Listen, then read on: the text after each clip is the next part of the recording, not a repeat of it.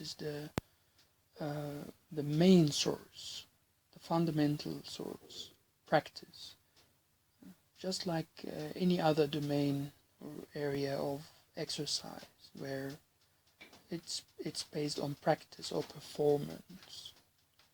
Dhamma is exactly the same. If you want to learn a musical instrument, or if you want to become proficient in a certain sport, you have to do it. You have to practice it. It's not by reading about it that you become accomplished in it or proficient in it. It's exactly the same. Absolutely no difference in the case of Dhamma practice. Realizing the Dhamma. The only difference perhaps is that if you're learning a musical instrument and you're handling that instrument, or if you want to become proficient in a certain sport, then you handle your body, you manipulate your body or whatever object, a ball that you have to manipulate. In the case of Dhamma practice, it's the mind itself, it's the psyche, it's your own self that you try to transcend. Instead of being enthralled by it, instead of being encompassed by it, you're trying to inverse that process, and this makes it somewhat mysterious. I don't mean mysterious in any magical sense. It's the mystery of not knowing how it works, not knowing in advance how this process works, because we are constantly enveloped by the mind.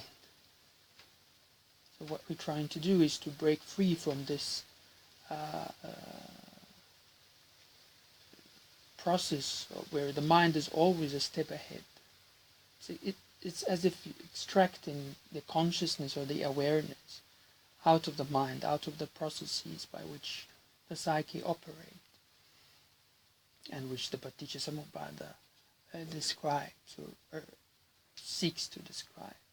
So this means that if you're learning a musical instrument or a sport, you can know in advance how this works from the beginning all the way to the end. When you become accomplished in it, you are being taught by a teacher who's proficient and accomplished already.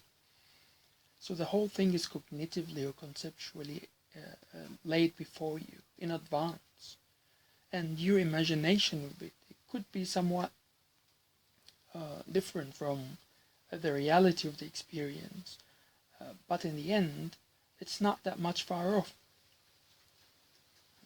But in the case of Dhamma practice, we have absolutely no idea. You cannot know in advance what even the next step, what's it going to be.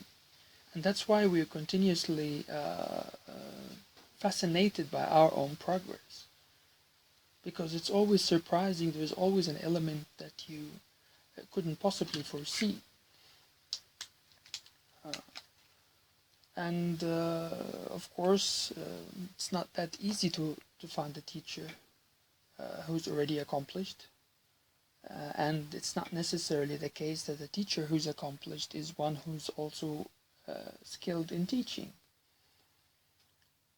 And this is where we get to your point about the Pali text. It is the only source that we have which involve information about that process. But I contend that the information preserved in the Pali text is insufficient. But the main feature or characteristic of Pali literature is ambiguity.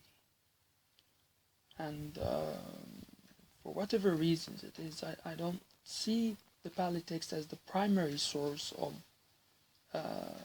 that could help us learn about this path of Dhamma practice. If you see it as something that is to be realized in experience, not just a conceptual exercise of interpretation, then I would say that its practice is the primary or fundamental source. In the textual form, in the Pali text, is largely insufficient, ambiguous. it's still important, and it's the most important source of information that we have about how this path of Dhamma realization works. It's essential, and I'm all for maximizing rather than minimizing the interpretive efforts applied on the text, but I've always also mentioned that these interpretive efforts should be based on practice, should be coming from a practitioner, not someone who just engages with the text purely conceptually. And to me, this is likely to generate falsehood rather than truth. It's only practice as the primary source, and from there you could move farther into textual interpretation, not independently from practice.